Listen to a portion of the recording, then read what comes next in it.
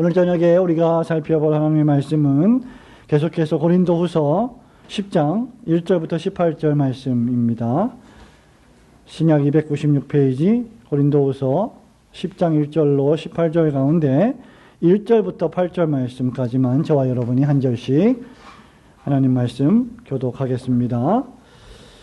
너희를 대면하면 유순하고 떠나 있으면 너희에 대하여 담대한 나 바울은 이제 그리스도의 온유와 관용으로 친히 너희를 권하고 또한 우리를 육신에 따라 하나님 자로 여기는 자들에게 대하여 내가 담대히 대하는 것 같이 너희와 함께 있을 때로 나로 하여금 이 담대한 태도로 대하지 않게 하기를 구하노라. 우리가 육신으로 행하나 육신에 따라 싸우지 아니하노니 우리의 싸우는 무기는 육신에 속한 것이 아니요 오직 어떤 견고한 진도 무너뜨리는 하나님의 능력이라.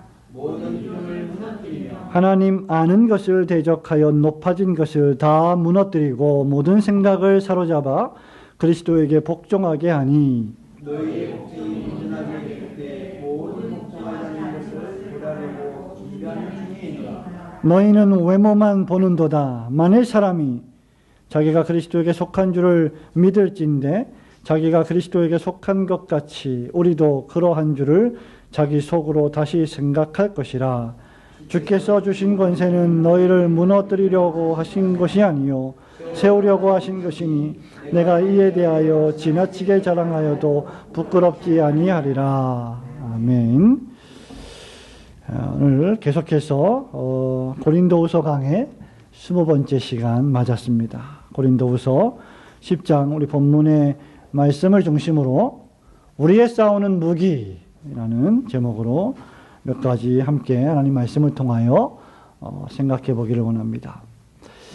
여러분 혹시 싸움을 해보신 적이 있으신지 모르겠습니다만은 그냥 평범한 말싸움이나 그냥 아귀다툼이나 이런 정도의 싸움이 아니고 진짜 싸움, 예를 들면 전쟁 같은 현상이 벌어졌을 때, 상황이 벌어졌을 때 그런 싸움, 정말 전설과도 같이 18명과 함께 혼자 싸우는 그런 싸움을 싸웠다고 쳤을 때 그런 싸움에서 이기려면 모든 싸움과 전투에는 전략이 필요합니다.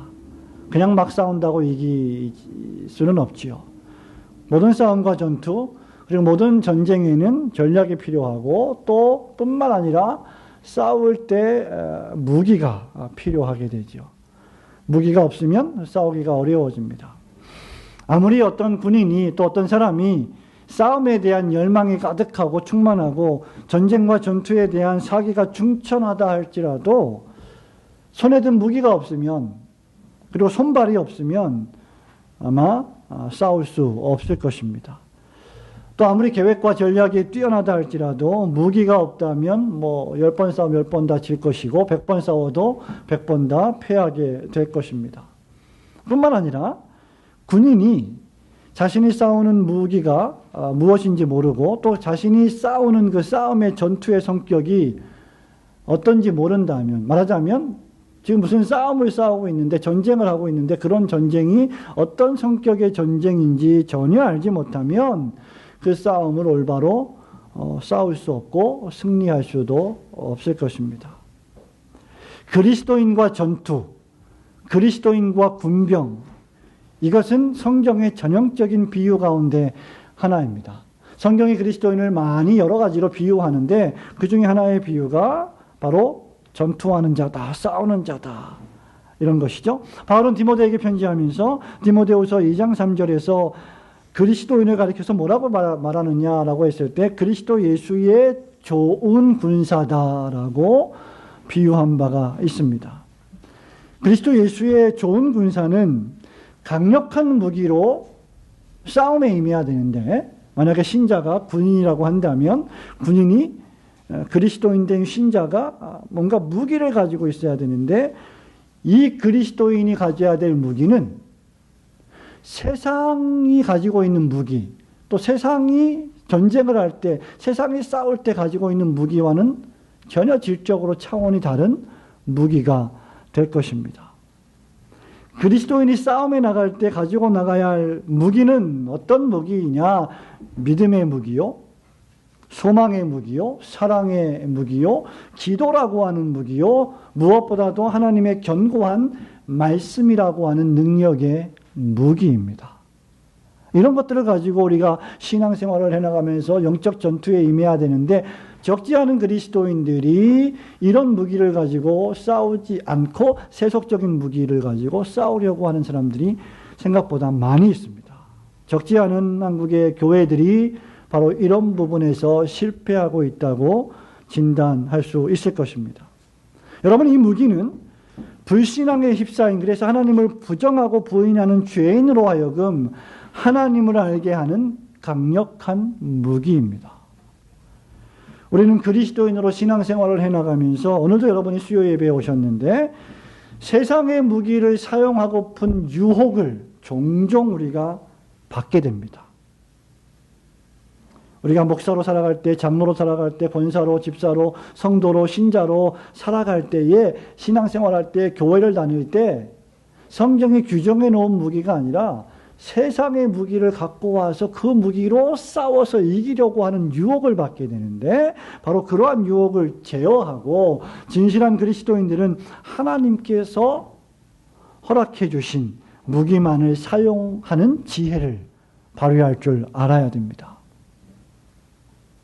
자, 우리가 먼저 우리의 싸우는 무기가 어떤 것인지를 살펴보기 전에 먼저 우리가 싸워야 할 싸움이 어떤 싸움인지를, 그 싸움의 성격을 좀 알 필요가 있을 것입니다. 그리스도인이 이 땅에 살아가면서 싸워야 할 싸움의 본질은 육체적인 싸움이 아니라는 것입니다. 다른 말로 하면 신자는 어떤 전투를 하는 사람이냐? 영적 전투를 하는 사람이라는 거죠. 자, 본문 3절, 4절 말씀을 함께 읽어볼까요? 우리가 시작.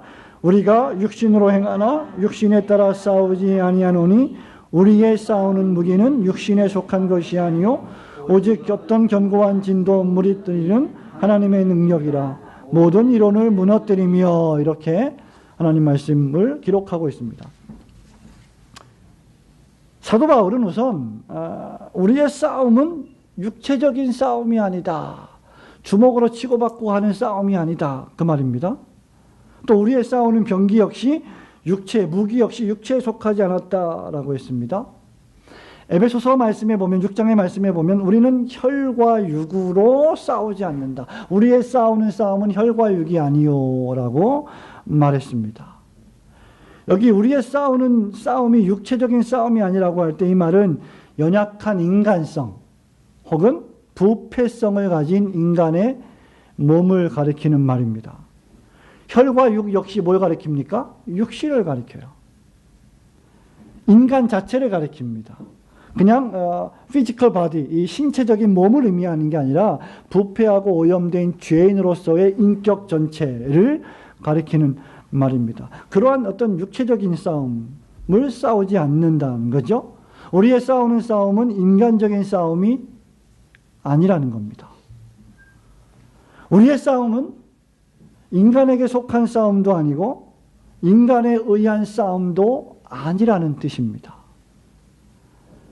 우리의 싸움이 육체에 속한 것이 아니라면 우리의 싸우는 방식이나 또 우리가 싸울 때 가지고 싸워야 될 무기도 육신적인 것이 아니어야 할 것입니다. 우리의 싸움이 육체에 속한 것이 아닌데 우리 그리스도인들이 영적 싸움을 싸울 때 막 육체의 무기로 나가서 싸우는 것은 시작부터 잘못된 싸움이 될 것이기 때문입니다. 사도 바울이 왜 이런 말을 할까요? 전승에 의하면, 전통에 의하면, 역사적 기록에 의하면 사도 바울은 풍채가 좀 작았어요. 몸이 좀 작고 왜소했고 키도 별로 크지 않았습니다. 거기다가 전승에 의하면 머리도 많이 빠져서 대머리였고, 그리고 여러분 잘 아시는 것처럼 안질에 걸려서, 눈병에 걸려서 대단히 큰 고생을 했죠. 이 눈병을 좀 고쳐달라고 하나님께 몇 번씩이나 기도했던 인물이 바로 바울이었습니다. 그러니까 사도 바울이 1절에서 뭐라고 말하냐면, 내가 너희들을 대면하면 겸손하고 떠나 있으면 담대했다, 이렇게 말하고 있을 정도입니다. 고린도 교인들 가운데 일부는 어떤 생각을 하고 있었느냐라고 할 때 사도 바울의 사도권을 부정을 한 거예요. 사도 바울이 예수 그리스도의 사도가 아니다라고 생각을 한 거죠. 왜 그렇습니까? 저런 사람이 키도 작고 풍채도 작고 눈도 잘 안 보여갖고 뭐 떠듬떠듬 읽고 말주변도 별로 없고 머리는 거기다가 대머리고 볼품이 하나도 없는 거죠. 외모로 볼 때 매력적인 모습이 전혀 아니었던 겁니다. 바울이 학문적으로 뛰어났을지 몰라도 언변이 능숙하지 않았던 거예요. 그래서 고린도 교회 교인들 중에 일부가 사도 바울의 명성을 막 듣고 있었는데 실제 보니까 아이고 뭐 저래 별로네 별로 못생겼네 뭐 이러고 그러다 보니까 그런 외모로 사도 바울을 평가하기 시작했던 것이죠. 겉으로 보기에 보잘것없어 보였던 겁니다. 그래서 사도 바울의 몇몇 결점들을 자꾸 지적하면서 비판하기 시작을 했던 것이죠. 물론 고린도 교회 안에는 사도 바울을 좋아했던 사람들도 있었습니다. 그러나 대다수의 교인들은 바울을 그렇게 좋아하지 않았던 것처럼 보입니다. 그래서 바울이 2절에서 말하는 우리를 육체대로 말하는 사람들이라고 그들을 평가했던 겁니다. 너희들이 우리를 볼 때 육체만 보는구나. 외면만 보는구나. 외모만 보는구나. 이렇게 말을 했던 것입니다. 어떤 사람들이 이렇게 말하는 거죠. 야, 저런 사람이 무슨 하나님의 사도야. 저런 사람이 무슨 설교자야. 저런 사람이 무슨 목사야. 이렇게 말을 하기 시작한 것입니다. 그래서 그들은 육체적 외모의 모습을 따라서 뭐라고 말을 하기 시작합니까? 고린도전서 우리가 이미 30몇 주 동안 고린도전서를 강의를 했죠. 나는 아볼로에게 속했습니다. 나는 아볼로가 좋습니다. 나는 바울 사도가 좋습니다. 아닙니다. 나는 게바 베드로 사도 중에 사도 베드로가 최고입니다. 그러면서 사람을 좋아하기 시작했고 사람을 중심으로 모여서 교회 안에 파당주의를 조성하기 시작했습니다. 이것이 바로 고린도 교회가 범하던 심각한 여러 가지 인본주의적인 죄 가운데 하나였습니다. 무엇입니까? 사람을 외모로 취하는 방식. 사람들이 좋아하고 사람들이 선호하는 대로 아무 검증 없이 그냥 사람들의 편견과 감정과 선호하는 방식의 모든 것을 맡겨두는 방식. 이것이 고린도 교인들이 저질렀던 오류였습니다. 사도 바울이 이에 대해서 고린도전서 3장 3절부터 이렇게 단호하게 말합니다. 너희가 아직도 육신에 속한 자로다. 너희 가운데 시기와 분쟁이 있으니 어찌 육신에 속하여 사람을 따라 행함이 아니리요. 어떤 이는 말하되 나는 바울에게라 하고 다른 이는 나는 아볼로에게라 하니 너희가 사람이 아니리요. 그런즉 아볼로는 무엇이며 바울은 무엇이뇨? 저희는 주께서 각각 주신 대로 너희로 하여금 믿게 한 사역자들이니라. 나는 심었고 아볼로는 물을 주었으되 오직 하나님은 자라나게 하셨으니 그런즉 심는 자나 물 주는 이가 다 아무것도 아니로되 오직 자라나게 하시는 하나님뿐이니라. 사도 바울이 선포하는 대로 이런 일을 행하는 자는 아직도 육신에 속한 자입니다.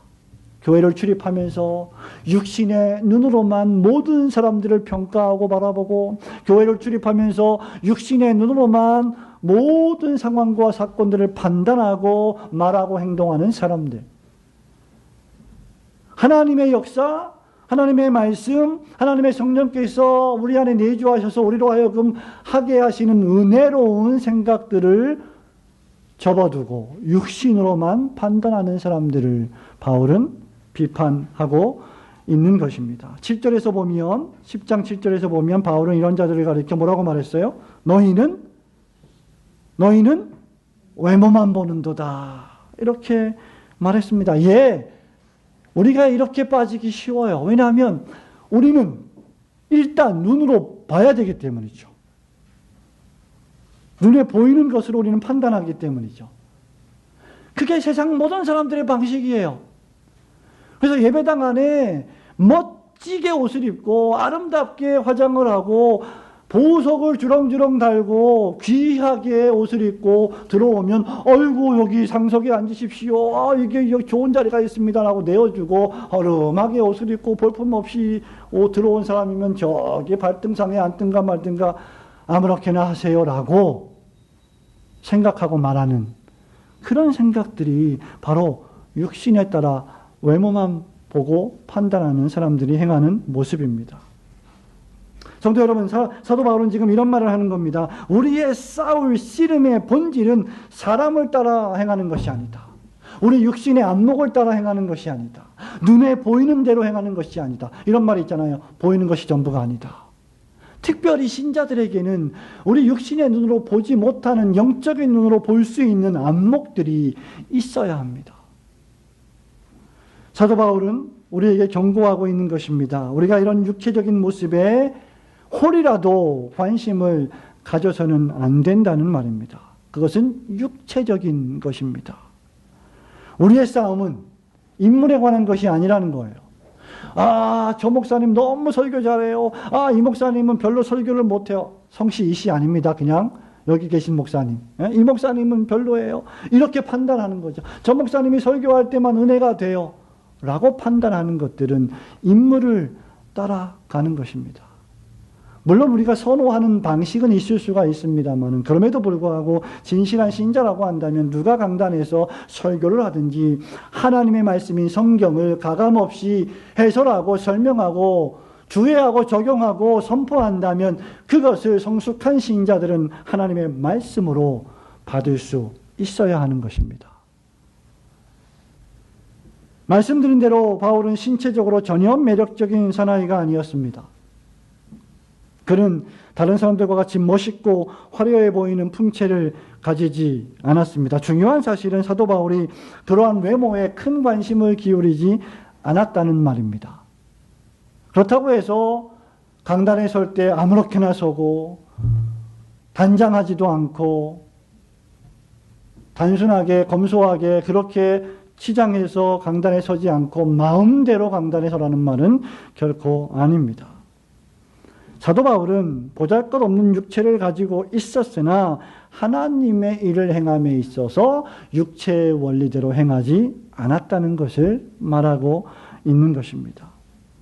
만약 사도 바울이 육체의 원리를 따라 외모를 따라 무슨 학벌을 따라서 무슨 혈통을 따라서 설교자의 순서를 결정하고 교회 일에 직분자를 선정할 때 키가 188이고 뭐 멋있게 생겼고 학벌도 서울대 이상이고 뭐 이렇게만 선정했다고 하면 아마 오늘날 수많은 직분자들, 수많은 목회자들은 봉사의 일을 할 수 없었을지도 모릅니다. 외모로 보면 하나님의 일을 전혀 하지 못할 것 같은데 외형적인 모습이나 조건만 보면 인간적인 눈으로 보면 저 사람은 별로 뭐 주님의 일을 못할 것 같은데 하나님이 사용하시는 사람들이 있습니다. 우리 그것을 볼 줄 알아야 됩니다. 여러분 이런 것들은 교회사에서 수없이 많이 신뢰를 들 수 있습니다. 18세기에 영국과 뉴잉글랜드 지금의 미국 대륙의 가장 위대한 설교자 둘을 꼽으라면 영국의 조지 휘필드와 뉴잉글랜드의 조나단 에드워즈라고 할 수 있을 것입니다. 당시 종교개혁이 완전히 이루어지기 전에 영국의 국교회 감독들, 즉 성공회 감독들은 휘필드가 정식으로 신학교육을 받지 못했거든요. 그 당시에. 그래서 신학교육도 받지 못했고 학벌도 없고 눈도 휘필드가 사팔뜨기였어요. 눈이 모아져 있습니다. 그리고 아버지는 술주정뱅이였고 어머니는 여인숙을 운영하던 그런 부모의 아들이었어요.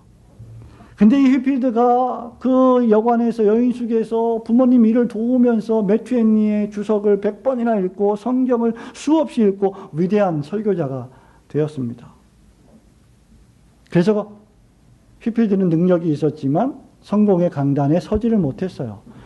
그래서 휘필드가 어디로 나갔냐면 들판으로 나갔습니다. 벌판으로 나갔습니다. 그곳에서 휘필드는 1000명, 2000명 나아가 수만 명에게 설교했고 그들을 회심하게 하는 원동력이 되었습니다. 이것이 오늘날 노방설교, 노방전도의 역사적 기원이 됩니다. 성도 여러분, 제가 지금 무슨 말을 하고 있습니까? 하나님의 복음의 역사는 그저 눈에 보이는 외모나 육체대로만 되는 것은 아니라는 것입니다. 또 하나 흥미로운 사실은 휘필드나 에드워즈는 18세기 영적 대부흥운동의 선구자들이었지만 그들의 설교하는 방식은 대단히 달랐어요. 휘필드 목사님은 웅장한 체구에 강력한 카리스마로 엄청나게 큰 목소리와 손짓 발짓을 해가면서 큰 소리로 설교했습니다. 그러나 에드워즈 목사님은 촛불을 하나 들고 원고를 들고 성도들과 단 한 번도 눈을 맞추지 않고 원고를 1시간 동안 읽어 내려가는 설교를 했어요. 그런데 하나님께서는 두 설교자 모두를 통하여 어마어마한 회심의 역사를 일으키십니다. 그게 18세기와 19세기 초반에 영국과 미국의 영적 1차, 2차 대각성 운동의 중심이 되는 것입니다. 사랑하는 성도 여러분, 여러분의 목사가 지금 무슨 말을 하고 있습니까? 우리의 싸움의 본질은 외모에 있지 않고 외형에 있지 않고 형식이 중요하지만 형식에 있지 않다는 것입니다. 결코 사람들이 좋아하는 방식에 있지 않다는 것입니다. 그것은 수사학이나 논리학에 달려있는 문제가 아닙니다. 아볼로에게 달려있는 것도 아니고 엄밀한 의미에서 바울에게 달려있는 것도 아니고 사도 중에 사도 베드로에게 달려있는 것도 아닙니다. 그것은 여러분에게 달려있는 것도 아닙니다. 이것은 사람에게 달려있는 것이 아니라 하나님에게 속한 것입니다. 우리의 싸우는 전투가 육체에 속하지 않고 하나님에 속한 것임을 깨달으시고 늘 영적 전투를 싸우실 때 하나님을 의지하며 신자의 삶을 살아가시기를 주님의 이름으로 축원합니다. 우리의 싸우는 싸움은 그러면 어떤 싸움이냐? 영적 싸움이라고 했는데 무엇을 목적하는 싸움이냐? 신자와 교회가 싸우는 영적 싸움의 목적은 영혼을 구원하는 것이고 그 영혼을 구원할 때 우리가 사용하는 무기는 모든 생각을 그리스도에게 복종하게 하는 의의 무기라고 본문이 말하고 있습니다. 그 의의 무기의 핵심이요 절정은 예수 그리스도이십니다. 자, 10장 5절, 6절, 7절 말씀 함께 읽을까요? 하나님 시작. 하나님 아는 것을 대적하여 높아진 것을 다 무너뜨리고 모든 생각을 사로잡아 그리스도에게 복종하게 하니 너희의 복종이 온전하게 될 때 모든 복종하지 않는 것을 보라려고 준비하는 일이니라. 너희는 외모만 보는도다. 만일 사람이 자기가 그리스도에게 속한 줄을 믿을진대 자기가 그리스도에게 속한 것 같이 우리도 그러한 줄을 자기 속으로 다시 생각할 것이라. 아멘.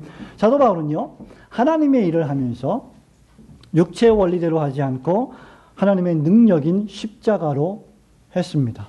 그것이 고린도전서 1장, 2장에서 끊임없이 바울이 강조하는 내용이었습니다. 바울의 전투의 방식은 전혀 육체적이지 않았습니다. 그의 전투의 방식은 자기 자신에게 있었던 것이 아니라 전적으로 하나님에게 속한 것임을 잘 알고 있었기 때문입니다. 신자가 어느 때에 자꾸 어려움에 처하는지 아십니까, 성도 여러분? 자꾸 자기 자신을 바라볼 때, 자기 내면을 바라볼 때, 자기에게 집중할 때 문제가 생깁니다.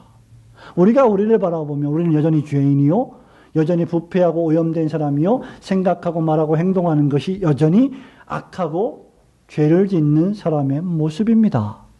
그런데 그것을 바라보면, 나의 내면을 바라보면, 나의 모습을 바라보면 내가 자랑할 것이 별로 없고 부패한 것들만 보이는데, 그래서 절망하게 되고, 그래서 확신이 떨어지게 되고, 그래서 그리스도를 향한 사랑과 섬김과 봉사를 놓쳐버리게 되죠. 그때 우리가 바라보아야 할 분은 오직 주 예수 그리스도이십니다. 주 예수 그리스도를 믿는 믿음으로 말미암아 성령께서 우리를 그리스도와 연합시켜 주셨고, 하나님 아버지께서 우리를 보실 때 그리스도의 그 완전한 의를 보시고 우리를 용납하여 주시는 것이죠. 우리를 받아주시는 것이죠. 우리의 연약과 우리의 부패와 우리의 오염과 우리의 과거와 현재와 미래의 죄까지도 완전히 용서하시고 기쁨과 즐거움과 확신 가운데 신앙생활할 수 있도록 용기를 베풀어 주십니다. 바울이 그것을 우리에게 말하고 있는 것입니다. 그래서 신앙생활을 할 때, 복음을 전할 때, 교회를 목양할 때 하나님에게 속한 것 말고는, 즉 하나님의 말씀이 말씀하시는 것 말고는 세상에 속한 방식들을 채용한 적이 결코 없습니다. 고린도전서 1장에서 뭐라고 말합니까? 바울이 헬라인은 지혜를 구하고 유대인은 표적을 구하나 오직 나는 그리스도와 그분의 십자가에 못 박히신 것 외에는 아무것도 알지 아니하기로 작정하였노라. 그리스도의 십자가는 그래서 헬라인에게는 어리석은 것이고 유대인에게는 이상한 것이지만 구원을 얻는 하나님의 백성들에게는 하나님의 능력이 된다라고 했습니다. 바울은 사람들의 관심을 끌기 위해서 교인들을 교회에 계속 끌어모아서 그들의 흥미를 유발시키고 교회를 떠나지 못하게 하기 위해서 사람들이 좋아하는 것은 무엇이든지 다 예배당 안에 허락한 적이 없습니다. 왜냐하면 우리의 싸우는 싸움은 육체에 속한 것이 아니라 영에 속한 것이기 때문입니다. 성도 여러분, 우리는 지금 위대한 과학의 시대에 살고 있죠.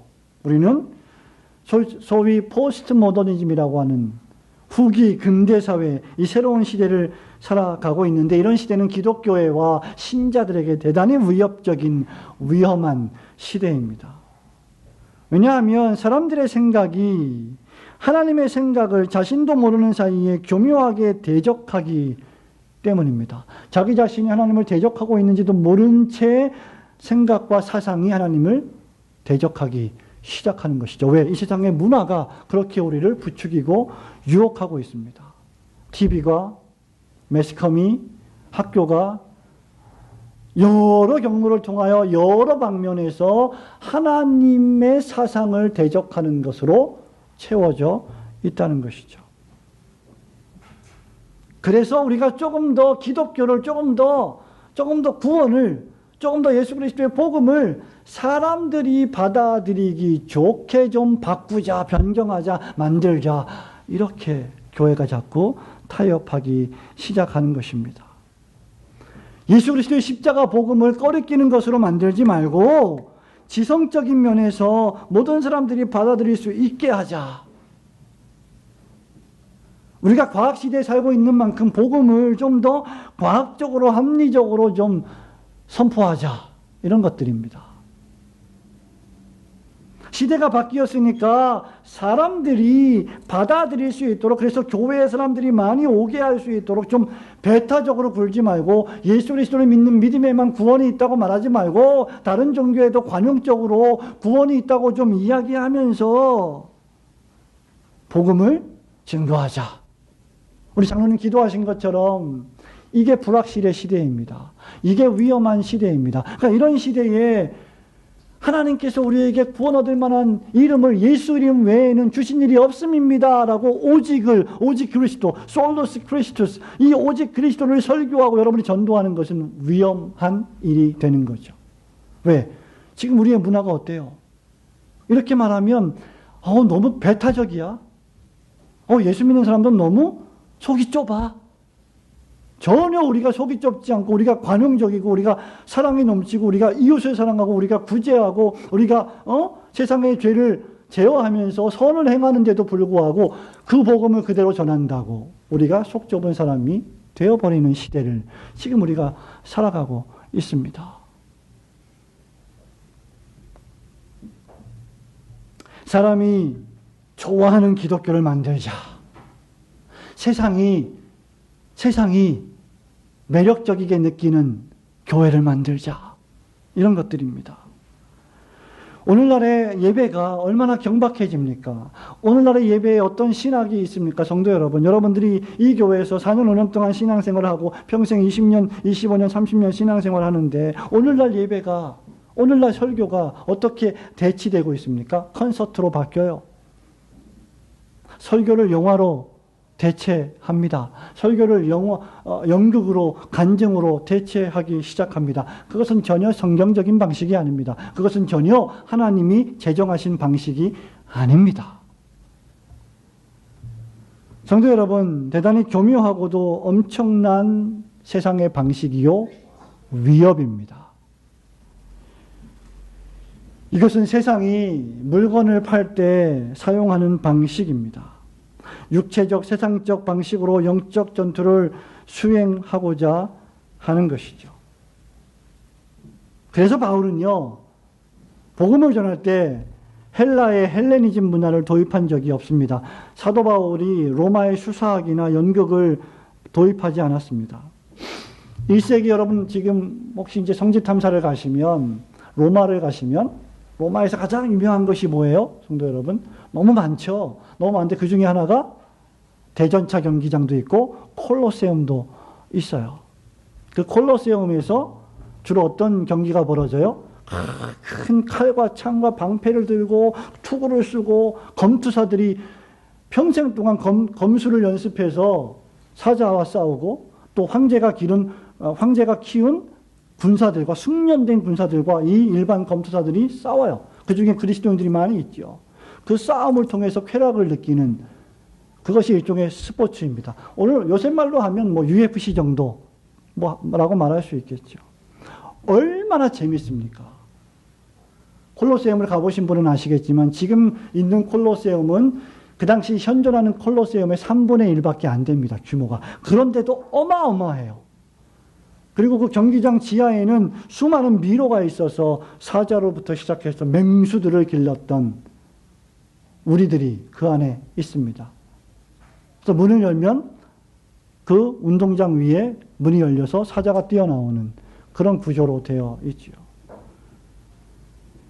그 콜로세움 안에서 황제가 예수 그리스도를 믿는 신자들을 세워놓고 예수를 믿으면 사자의 밥이 되게 하고 예수를 부인하며 살려주는 그 의식을 행했던 곳이 바로 콜로세움입니다. 그래서 영화를 보신 분 아시겠지만 황제가 마지막에 이렇게 하면 죽이라는 거죠. 그런 어떤 글래디에이터 경기가 일종의 로마인들의 문화였어요. 스포츠였어요.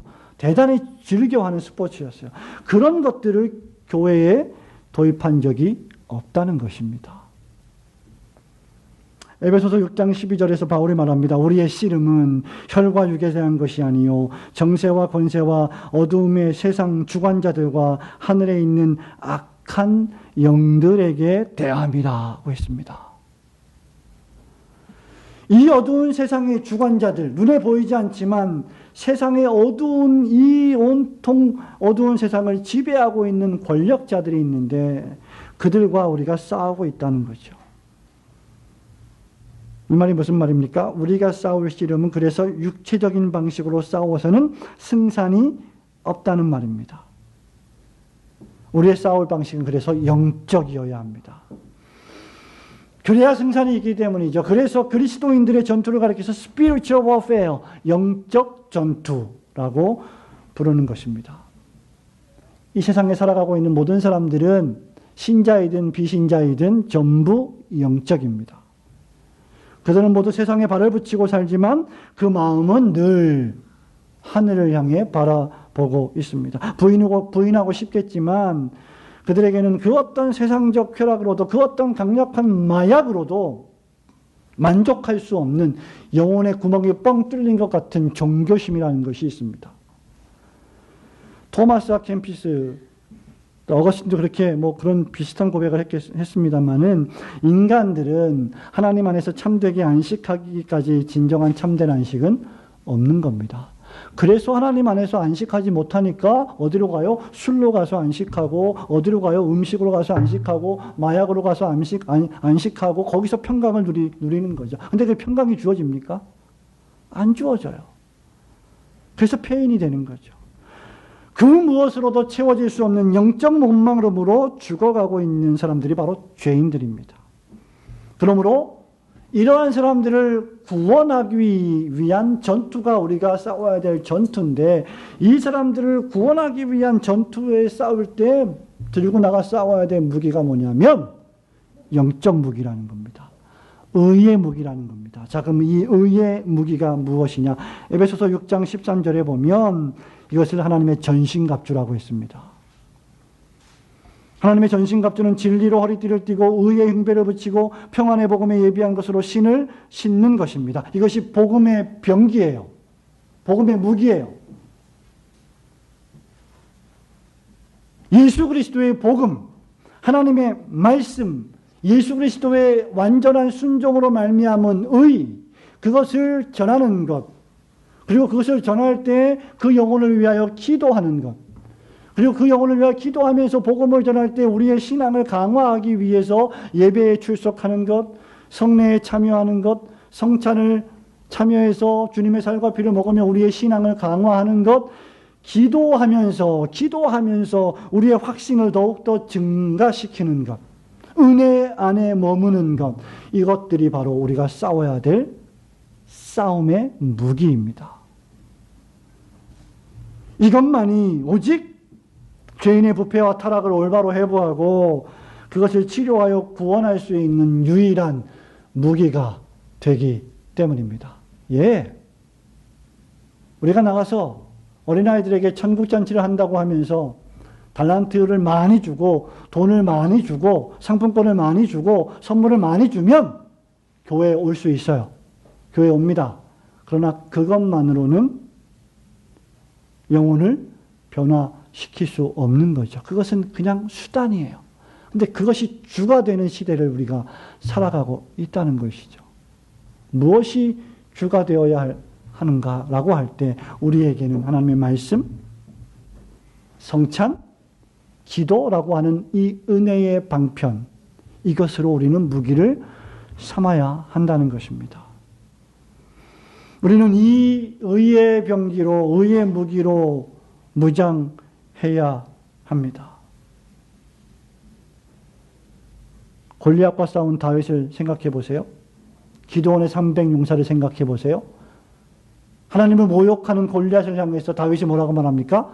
너는 칼과 단창으로 나아오느냐? 나는 여호와의 이름으로 너에게 나아간다. 만군의 여호와의 이름으로 내가 모욕하는 이스라엘 군대의 하나님의 이름으로 너에게 가노라. 사무엘상 17장 45절에서. 골리앗의 무기는 뭐예요? 칼과 단창입니다. 세상의 무기는 뭡니까? 칼과 단창이에요. 육신의 무기예요. 그러나 하나님의 백성인 다윗의 무기는 뭐냐? 만군의 여호와의 이름, 신앙. 기드온을 보십시오. 기드온의 전투에 있어서 숫자는 문제가 안 됐습니다. 오늘날 우리 시대의 무기는 뭐예요? 성도 여러분? 숫자입니다. 의심의 여지 없이 숫자예요. 교회도 마찬가지 아닙니까? 저는 우리 교회가 숫자적으로 부흥하길 원합니다만은 숫자가 전부가 되어서는 안 된다는 거죠. 그죠? 숫자가 많아야 힘이 나죠? 숫자가 많아야 조직이 생기죠? 조직이 생기면 많은 일들을 할 수 있다고 우리는 보통 생각을 합니다. 일반적으로. 그러나 그것은 차선이에요. 기도를 보십시오. 32,000명의 지원병 가운데 무려 31,700명이 돌아가야만 했습니다. 아니, 하나님이 돌려보내셨습니다. 왜? 300명이면 충분하다. 왜냐하면 그래야 하나님이 하시는 일이 하나님이 하시는 것으로 드러나기 때문입니다. 하나님을 의지하게 하기 위해서 훈련시키는 거예요. 기도원을. 32,000명 있으면 뭐 솔직히 무서울 게 있습니까? 성도 여러분. 우리 교회가 32,000명 성도가 된다고 생각을 해보세요. 두려울 게 별로 없을 것 같아요. 제가 교만해질 것 같아요. 근데 300명도 사실은 큰 교회인데 하나님을 의지하는 것이 진짜 무기라는 것이죠. 칼빈이 이런 말을 했습니다. 그래서 교회의 능력은 그 크기나 숫자에 있지 않고 교회의 순결함에 있다. 그리스도의 의를 믿는 그 믿음의 순결. 그것이 교회의 무기다. 여러분 300명의 기드온 용사가 수많은 미디안 대군을 물리쳤을 때 그들이 한 일이라고는 여호와여 기드온의 칼이여 라고 외친 것밖에 없습니다. 이게 믿음이라는 거죠. 사도 바울을 보십시오. 빌립보서 3장 8절에 당대 최고의 율법학자요 철학자요 사상가였던 바울이 예수 그리스도를 아는 것 외에는 모든 것을 전부 배설물로 여겼습니다. 마지막 죽을 때, 마지막에 우리가 유언을 남기고 죽을 때 우리가 남겨야 될 유일한 유언이 있다면 예수 그리스도 외의 모든 것들은 배설물입니다. 그리스도 그분 한 분만으로 나는 만족합니다. 이것이 우리가 고백해야 될 유언이 되어야 할 것입니다. 사랑하는 성도 여러분, 우리는 사울의 갑옷, 사울의 투구, 사울의 창, 사울의 칼로 싸워서는 안 될 것입니다. 우리는 물량주의나 숫자주의로 싸워서는 안 될 겁니다. 우리는 유대인들처럼 무언가 신기한 이적과 표적으로 싸워서도 안 되고 자꾸 그 이적과 표적만 바라보아서도 안 됩니다. 헬라인들처럼 무슨 새로운 지혜, 새로운 문화, 새로운 시대 정신, 새로운 트렌드, 새로운 유행, 새로운 철학으로 싸워서도 안 됩니다. 왜냐하면 그것들에게는 하나님의 능력이 없기 때문입니다. 견고한 진을 파하고 모든 이론을 파하며 모든 사람들의 생각을 사로잡아 그리스도에게 복종하게 하는 하나님의 능력은 오직 예수 그리스도의 십자가 복음을 믿음으로만 가능한 것입니다. 사랑하는 성도 여러분, 말씀을 맺습니다. 여러분들이 그리스도의 복음으로 충만하시기를 축원합니다. 지금보다 이 복음 안에서 더 영적인 사람이 되시기를 소원합니다. 하나님과의 깊은 영적 교통과 교제로 자기 자신을 바라보지 말고 그리스도를 바라보며 그 안에서 안식하며 하나님의 능력을 받아 영적 전투를 수행하시기를 바랍니다. 저를 보세요. 제가 무슨 능력이 있겠습니까, 성도 여러분? 아무 능력이 없어요. 그러나 제 안에, 여러분 안에 그리스도가 계실 때는 이야기가 달라집니다. 우리는 하나님의 자녀입니다. 하나님은 우리의 아버지이십니다. 어깨를 펴시고 당당하게 하늘을 바라보며 걸어가십시오. 이것이 우리가 싸워야 될 싸움이요, 취해야 할 무기입니다. 지금부터 2000년 전에 1세기의 유대인들이 죄인이었던 것처럼 21세기를 살아가는 이 첨단 과학 문명 시대를 살아가는 오늘날의 현대인들도 역시 죄인이다라는 사실은 변한 적이 없습니다.